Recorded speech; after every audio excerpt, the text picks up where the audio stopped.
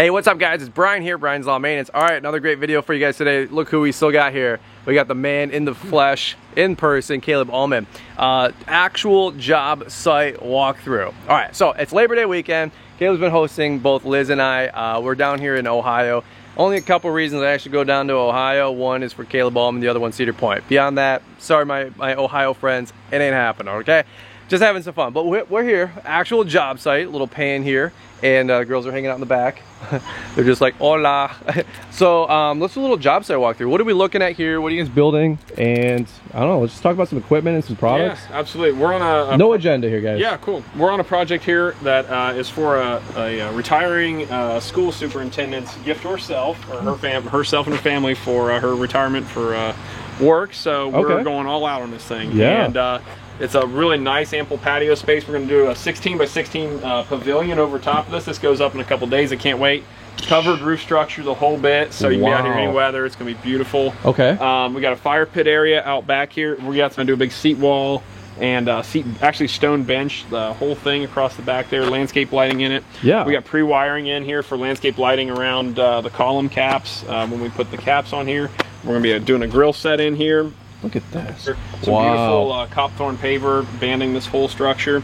Once we get our footings in, or our posts in for the structure here, we'll tie in all our banding and pavers right up to it. We'll do our sanding and compacting, all that kind of stuff. This whole job is built on open graded limestone or clean stone, whatever you want to call it. Okay. So minimal compaction requirements aside from your subsoil compaction. And most of what you're seeing there is the bedding material. It's going to be your top 1 inch of bedding material, and then the base, not the sub base, but the base material is going to be this number 57 stone. 57. Clean, angular stone. Requires a lot less compaction than traditional like dense graded stone. I wish I got $1 or a quarter every time he said open grade 57 on Instagram, because I always text him back 69 stone. Anyway, yeah, he gets confused with that. Really, I always get confused. I'm not a hardscaper. What do I know? Right. So this paver block here, you got to fill this in with the sand, the polymer sand? So we've got a polymer joint locking sand. We'll sweep into there. We'll run a compactor over it to consolidate the sand down into the joints and to work the pavers themselves into their bedding material to get true interlock. That's what true interlocking pavement means. Okay. As the pavers themselves are locking into the bedding material. Okay. So it distributes out that load. Wow. Everything is sitting at a 2% slope. That is like gospel to me. It needs to be at a 2% slope so it self-cleans or self-cleans more, let's say. Great. And also sheds water. You don't have bird baths or puddling issues or anything like that. 2% is the way to go. All right. Nice set of steps out. We always love to build like a big landing if possible, but real estate's pretty prime. Like, we don't want to stretch the pavilion out any farther because that blows cost up. So we just did a really nice big deep tread right out the door. Yeah. We got a new kick plate. We got to put across there to dress that up a little bit. Wow. Still a lot of trimming and cutting. But next week there's going to be some big stuff going on. We'll hopefully nearly finish this thing next week. What's this thing? This is our Bobcat T595. Everybody likes equipment, man. Let's be honest. Dude, who doesn't? This thing's great. We love it. It's a great size machine for us. It's just big enough and just small enough, let's say, that it'll pick up a full 2,300 pound skid of, like, they did it right with this machine. It is a well-designed model that's just right. I believe just the right capabilities for, like, lift. Give us the Bobcat sales voice. Bobcat. Yeah, that's my thing or whatever. So, anyways, they put some super cheesy ads out that are like, they'll have a great size machine like this, picking up like a block of wood, and then the thing will be like, unreasonable demands. It's like it's picking up a small stone, man. It's capable of way more than that, but this model's great. Highly recommend it as far as the size goes. And what we wanted with this machine was, we were in the market for a skid steer, and we needed it to be the biggest small machine we could afford, right? So this thing's at a great price point. And it picks up what we needed it to do, full skids of pavers, and get them around site so guys aren't having to hand carry pavers around or break down a pallet to where our little machine could then pick them up. So this thing was like a great compromise in that. So we'll let it sit for 3 or 4 days. Okay. And what this prevents is the rutting. You still get the grass stress. You're going to have that.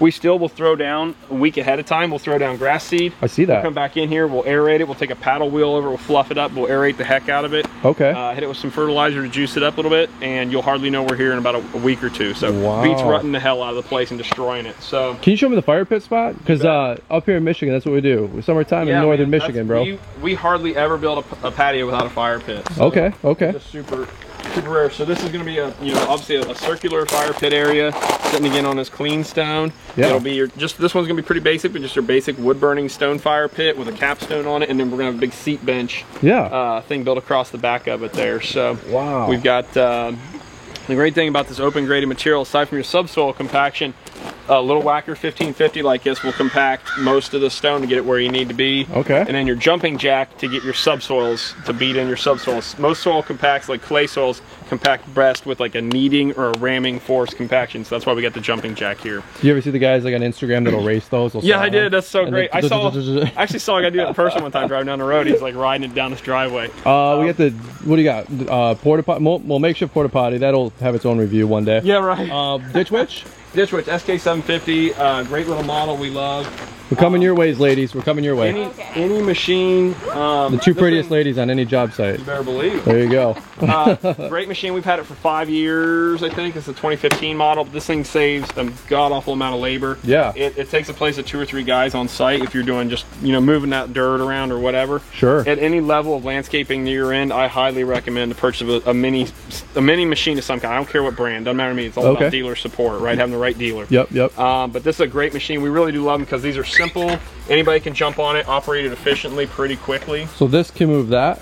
No, this is, and that's why we needed the big machine. So this model, now you can get a 1550. Okay. The 1550 will barely move these. Okay. But that was the dilemma we were at. Was not in the budget at the time 5 years ago. But we needed something that could get the full skids around, so that's why we bought the full-size machine. To actually replace the other full-size machine we had that wasn't capable of picking up full. So this and a dump trailer and a pickup truck. Yeah. You've got a great little bit of pavilion and fire pit and all that kind of stuff. Yeah. This job's about mid-40s. Mid 40 grand. And the lady is retiring from a stressful position at her work. And she says if she's going to do it, she's going to do it right. And we're really looking. This is going to be a capstone project for us. We've done a lot of work like this, but the pavilion we're really excited about. And it came in this big kit. And we'll start assembling this thing Tuesday. Permits cleared last week, and good for you guys. We'll get going. So absolutely, brother. It's crazy. So. Well, this has been a treat for me. Caleb wanted to just show us one of his job sites, and I said absolutely. And I was like, how much is this? Because I want to build. What do you guys think about the job site, the equipment? Caleb's really attentive to the comments and social media. So if you guys have questions on anything you see at this job site, leave them down below. I know Caleb would love to help you guys answer those questions. Or again, like I said, just to take it full circle, as Liz and I want to build our home in the next 12-18 months, I'm like looking around, eyeballing equipment, eyeballing materials, eyeballing who's gonna come help me do it. Amen. So yeah, buddy. All right, guys. Well, the video, big thumbs up. Don't forget to follow Caleb on Instagram, and guys, that's it. We'll see you on the next one.